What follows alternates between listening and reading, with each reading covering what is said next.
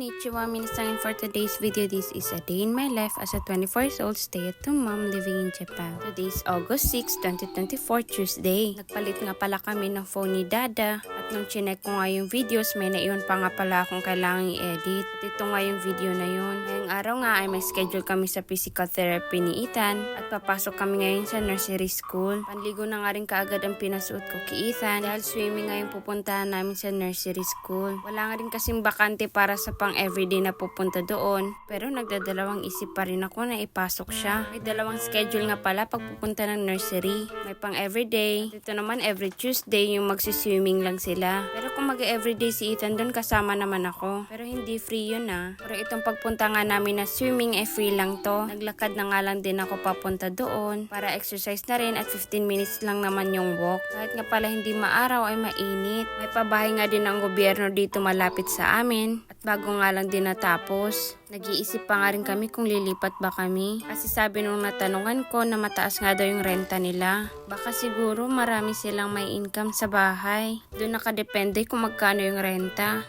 Sobrang seryoso naman ni Ethan. Ano kaya iniisip nito? Feeling ko inaantok lang to si Ethan eh. Oras na kasi ng tulog niya ngayon. Grabe, kahit wala nga palang araw, pawis na pawis ako sa paglalakad. Alam ko na nga din pala kung saan ako papasok. Kasi nung pumunta kami ni Dada dito para magtanong-tanong, ay inikot na namin tong nursery. Kompleto nga din pala sila dito para sa mga special needs na baby. May physical therapy, sa speech at sa written. At marami pang iba. Kaya kung papasok na kami araw-araw dito, ililipat na rin dito yung physical therapy ni Ethan. Bago nga pala nag-swimming si Ethan, nag-introduce yourself muna kami, tapos kanta-kanta. Sunod ay binihisa na namin yung mga babies para maligo na. Nag-read nga din pala ng story yung sensei o yung teacher nga nila. At nagpaalam nga din pala ako sa teacher nila na pwede ba akong mag-video. Kaya may mga nakuha akong video dito sa pool. Pero syempre si Ethan lang ipapakita ko. Sobrang na-enjoy nga din ni Ethan yung paglalaro dito sa tubig.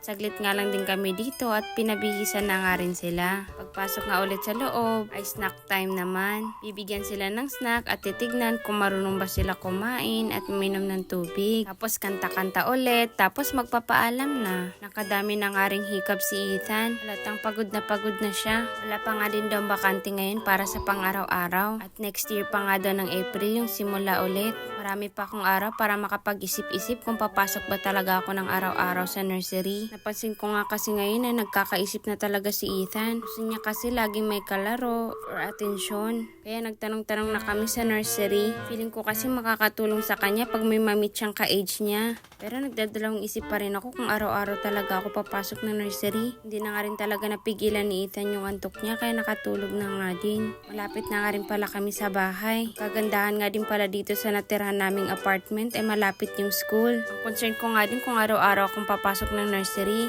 Ayaw ko lagi nakikipag-usap. Parang hindi ko na kaya lagi nag-i-entertain ng tao. Lalo na sa mga hapon. Nagsimula nga rin to noong nanganak ako. Malaki na nga talaga si Ethan kasi sobra na yung paa niya sa strolley. Gawin nga namin ang bahay. Nag-ready naman ako kasi pupunta ulit kami sa physical therapy. Tinulungan nga din pala ako ng kambal ko na si Michael na iakyat nga tong strolley. Para na rin makatulog na mas mahaba si Ethan. At pinag-drive nga din niya kami papunta sa center. May driver license naman ako pero hindi nga ako nagda-drive ng sasakyan niya kasi malaki. Natatakot ako baka magasgasan ko tapos wala pang insurance. Tatapos nga lang din pala namin ito sa loob. Pauwi na nga kami sa mga oras na yan. Pagka-uwi ng bahay, tinulungan naman ako ni Michael sa mga gawain. Tapos ako naman, pinatulog ko na rin si Ethan. Halata nga napagod si Ethan at saglit ko nga lang siya napatulog. Fast forward, pagka-uwi nga ni Dada, ay pupunta naman kami na ni Shimatsuya para mamili ng gatas at ibang gamit ni Ethan. At pang umaga nga si Dada sa mga week na yan.